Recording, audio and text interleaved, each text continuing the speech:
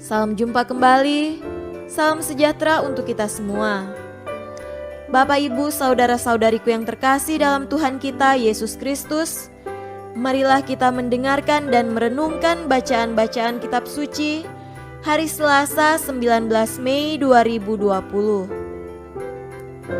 Bacaan pertama dari Kisah Para Rasul, pasal 16, ayat 22 sampai 34.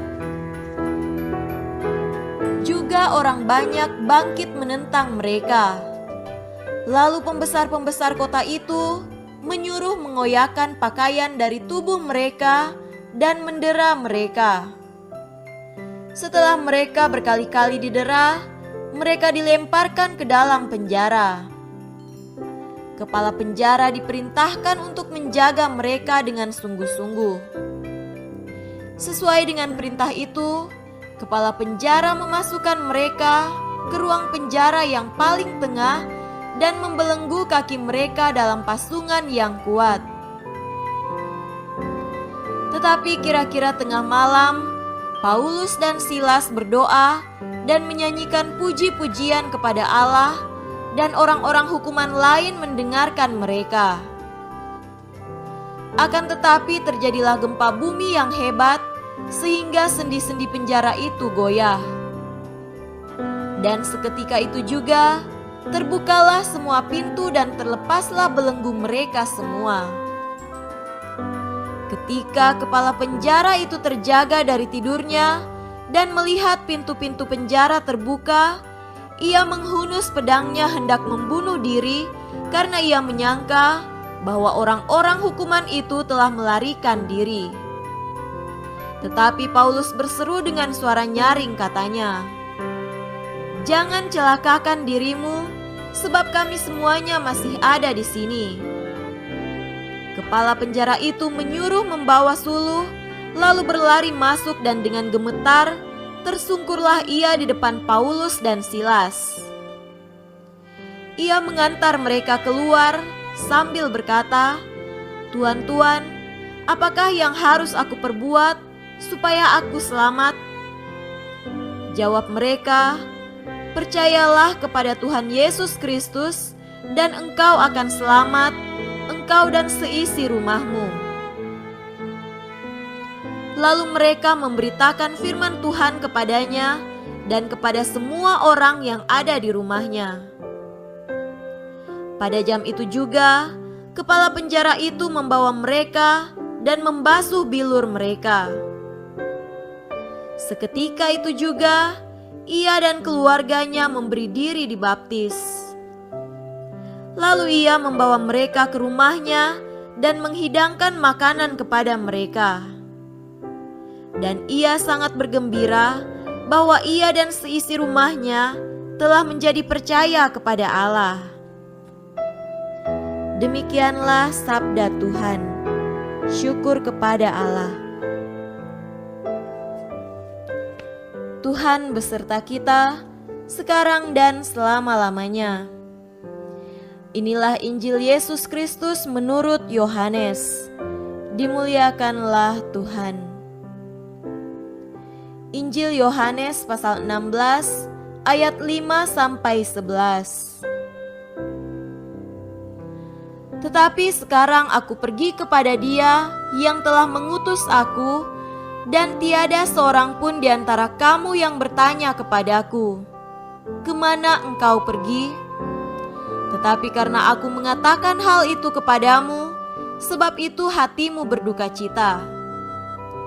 Namun benar yang kukatakan ini kepadamu adalah lebih berguna bagi kamu jika aku pergi.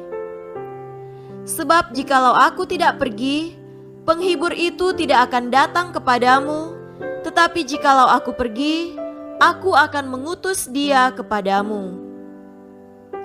Dan kalau ia datang, ia akan menginsafkan dunia akan dosa, kebenaran dan penghakiman. Akan dosa, karena mereka tetap tidak percaya kepadaku. Akan kebenaran, karena aku pergi kepada Bapa dan kamu tidak melihat aku lagi. Akan penghakiman, karena penguasa dunia ini telah dihukum. Demikianlah Injil Tuhan. Terpujilah Kristus. Saudara-saudariku yang terkasih dalam Tuhan kita Yesus Kristus, tema renungan hari ini adalah Roh Kudus. Apa tandanya seseorang menerima Roh Kudus? Injil Yohanes pasal 16 ayat 8 menegaskan bahwa orang yang menerima Roh Kudus akan insaf dari dosa, memahami kebenaran, serta penghakiman. Paus Fransiskus menjadi contoh orang yang digerakkan oleh Roh Kudus. Ia begitu berkarisma untuk mendorong orang datang kepada kebenaran. Paus juga tidak lelah berbicara mengenai dosa dan akibat dosa serta penghakiman terhadap orang berdosa. Inspirasi Tuhan melalui Paus tergambar juga dalam diri uskup, imam serta pelayan gereja lainnya. Saudaraku terkasih, bacaan Injil pada hari ini berbicara mengenai Yesus yang akan pergi dan menjanjikan Roh Kudus. Roh penghibur itu membuat para rasul bisa membuka pintu-pintu yang tertutup dan menanggalkan ketakutan pasca wafat dan kebangkitan Yesus. Roh Kudus juga membuat para rasul mampu berbicara dalam bahasa-bahasa setempat dan orang-orang yang mendengar mereka bisa mengerti. Sudahkah kita menerima Roh Kudus, Roh penghibur, Roh Tuhan sendiri? Injil hari ini menegaskan bahwa Roh Kudus itu akan membuat setiap orang sadar tentang dosa-dosa yang harus dihindari. Roh Kudus hidup dalam hati setiap orang Katolik dan menunjukkan kepada mereka tentang kebenaran dalam Tuhan itu. Setiap orang perlu kusuk berdoa dan memohon agar Tuhan menunjukkan kebenaran dan kehendak-Nya. Dengarkanlah suara hati dan gali terus kebenaran yang datang dari Tuhan. Roh Kudus mendorong kita melihat tanda-tanda zaman, tanda-tanda ketika Tuhan memberi teguran, menghakimi dalam kasih-Nya, dan meminta manusia untuk berbalik arah. Saudaraku yang terkasih, Injil hari ini mendorong setiap orang untuk meningkatkan imannya.